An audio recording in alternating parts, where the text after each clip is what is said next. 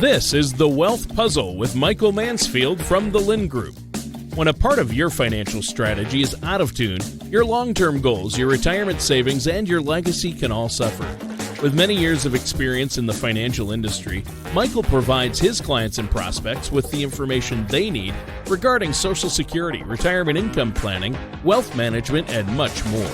Listen in as we address your financial concerns and provide helpful solutions to put you on the path to achieving your retirement goals. And now, here is The Wealth Puzzle with Michael Mansfield.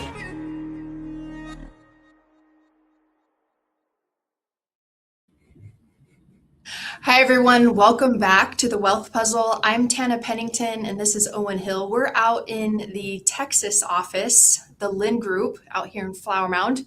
And we just wanted to do a quick video today. We're going to talk about some changes for 2026, whether it's Medicare, Social Security, and then also some tax information as well. So, Owen, actually, you kick it off first. Yeah, so I know that she talked about upcoming taxes, Medicare, Social Security, all that fun stuff, but I would be remiss if I didn't talk about the latest economic indicator. We actually got a really good one this morning. Super important, the CPI report. Both headline and core were released. Now, these were great numbers. In fact, the core CPI came in at 2.6% annually. So that is the 4-year lowest we've gotten from core. Let's see, let me scroll down here. You can see the chart on its own. Now, core just excludes both energy and food. Energy and food can be very volatile. They're susceptible to shocks in both supply and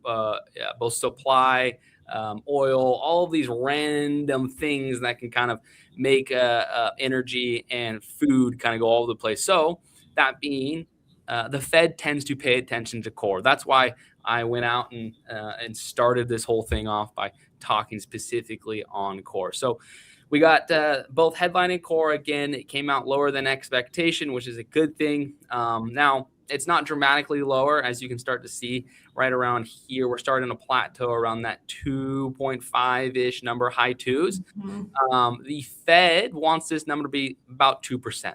Right, that's still the goal of the Fed, is to get inflation, core inflation, down to 2%. So people are saying, right, out there, if you watch the news, CNBC, that inflation is relatively sticky, but it's still trending in a downward direction. So that's a good report. That's a good sign.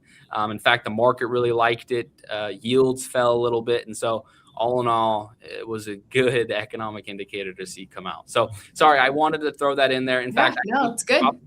We probably need to do a whole different podcast on just some of the really nitty-gritty good economic indicators that have come out, because it's been a really eventful couple of weeks and days.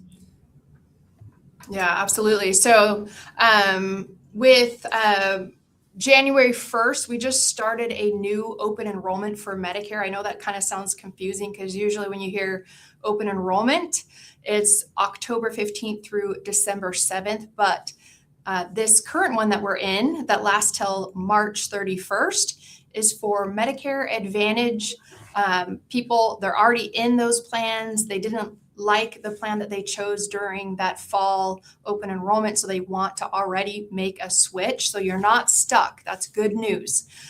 So then the other thing that you can change is if you're in a Medicare Advantage plan and you want to go back to original Medicare with a supplement, that's also an opportunity right now until March 31st. But there is no changes that you can make to your prescription drug plan. That has, ended back on December 7th. So just a quick, kind of plug for anybody thinking about making a change for your Medicare Advantage plan. Give me a call.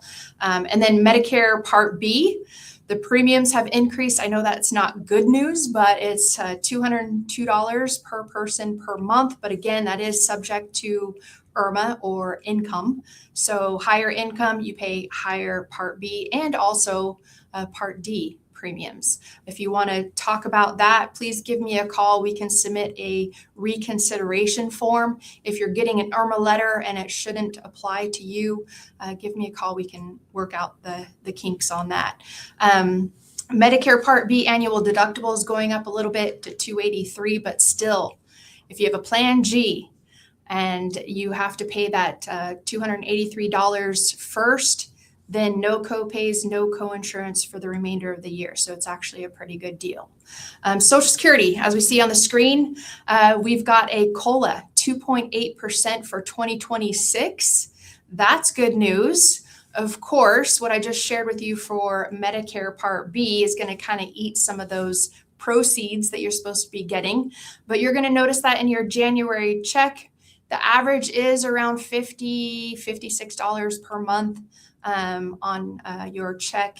Again, you'll see a little bit of a bump, but it's kind of getting absorbed if you're currently in Medicare. So, but also tax time.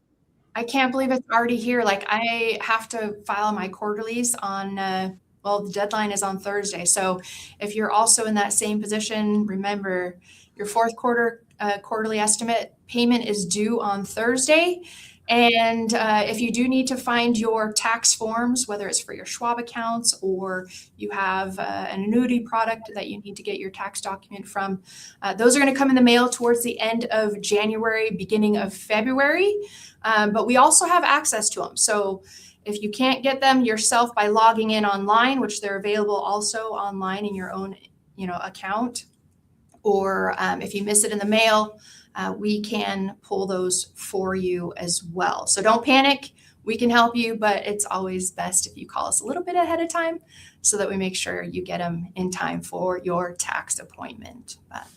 Yeah, well, 'tis the season, right? The season to give all of your money back to the government and write them a big fat check. Or if you're lucky, right? Tana's going to get a huge check from the federal government. No, she's right. No, I owe. Oh, you owe. Yeah, right. I owe. I wanted to make this video more about what you just talked about, Social Security and Medicare. Yeah. But also the one big beautiful bill, and specifically the benefits coming from the new standard deduction and increased deduction for seniors. So that's what I want to transition to. So this is essentially what's happening. This is something we talked about over the last couple of months in these seminars and with clients. Is the one big beautiful bill increased the standard deduction for all filers, but then also added an additional deductor. And holy smokes, I can't talk. I'm stumbling over my words. Forgive me. I'm just so excited about taxes, apparently. It also added an additional $6,000 deduction for all filers over the age of 65. And so I'm actually let's do this. I'm going to bring up another. Share my screen again. So it's not as pretty. It doesn't have nearly as many scribbles or drawings. It's just hard. It's I tried to get my creative juices flowing. It's really hard to make. It's good. Good visual. As I did last time. We got a lot of really good feedback. Apparently, you guys all really, really like my doodles and my drawings. So thank you. Because of that, I've started to transition my entire life's career over to art. No, we're in all reality, we're gonna stick with this. I think this is my strong suit, not so much art. But let's talk through this. So this is Jack and Jill. They went up the hill, but to file their taxes with the CPA. Jack is 65, so is his sweet wife Jill. They're in fact high school sweethearts. Just this last year, they've made about $100,000 from just Social Security, some pensions, maybe some IRA distributions. But because they are married and filing jointly, this is how their new base deductions can look. Now, the base standard deduction, and that is for everybody. I get this. Tana would get this if she elects to take the standard deduction. Mike would get the same thing. You would get it. Everybody gets it. That is increased to $31,000. Well, I should say $31,500. And then on top of that, you continue to collect your age 65 add-on, and that's per individual. It's about $1,600 per individual, so 32 total. And that's an existing benefit. Yeah. But this one right here, the senior bonus, this is the new one. Yeah. So again, for all filers over the age of 65, you'll get an additional $6,000 in total deductions. So for a married filed jointly couple, you'll be able to deduct $12,000 in addition to everything you had before. So Mhm. in totality, you're looking at $46,000 of total deductions. That's fantastic. Yeah. It means more money back in your guys' pockets, back in our pockets. Now, I'm not 65, but for those of you that are, this is fantastic. So part of the conversation was, right, the Trump administration ran on an idea around making Social Security completely tax-free. Now, that's a lofty goal. It's a very hard thing to do. In fact, Yeah. in order to remove federal taxation from anything, you need a 3/4 majority in both House and Congress to do so. That's a very, very, very tough ask, especially in today's world, right? I don't know. I don't foresee a world where Yeah. we're going to get that anytime soon. I don't know. It's just me. Um, but because the one big beautiful bill is a budget reconciliation bill, you actually only needed a simple majority, so half of both House and Mhm. Congress to agree. Now, the second benefit to doing it this way is the math actually benefits the people earning a little bit less money. In fact, if they were to make Social Security completely tax free, that would actually benefit the higher income earners a whole lot more versus the lower income earners. But by doing it this way, by giving people that $6,000 deduction, Mhm. an income phase out, it actually lifts the bottom up a little bit. It allows those people with less income in retirement at age 65 to keep more money in their pocket. So the marginal benefit to everybody is a whole lot better than just making it completely tax free. Now, should they make it completely tax free? Probably. That'd Yes. be nice, right? I Let's, think so. let's remove taxation from everything possible. Now, um, the point I'm trying to make is it's a really cool new benefit coming because of the one big beautiful bill. Now, Tan is not a CPA. I am not a CPA. We are by no means our Yeah. tax preparers. So don't take this as gospel. Take this to your CPA, your tax preparer, Yeah. whoever it may be, and bring it up. Ask them about that, and I'm sure that they'll fill you in on all the cool nitty gritty details that I might have missed. And if they don't know about it, maybe you should look elsewhere for a different CPA. But that's a whole different conversation. So that's all I wanted to talk about today. Yeah. Unless Tana, you have anything else to add? No, We didn't even that's talk great. about the fact that we're not Mike again. How about that? 2 straight videos, not Mike. I know we had a great time. We were in Phoenix, Arizona last week with Yeah. Mike in a business conference, and we had a great time. It was fun to see him Yep. and do some collaborating for 2026. A lot of planning and getting things ready for a great year ahead. We're really excited. It's gonna be a good one. Yeah, I'm really excited. Yeah. All right. All right. You have a great week, and we'll talk to you very soon. Take care.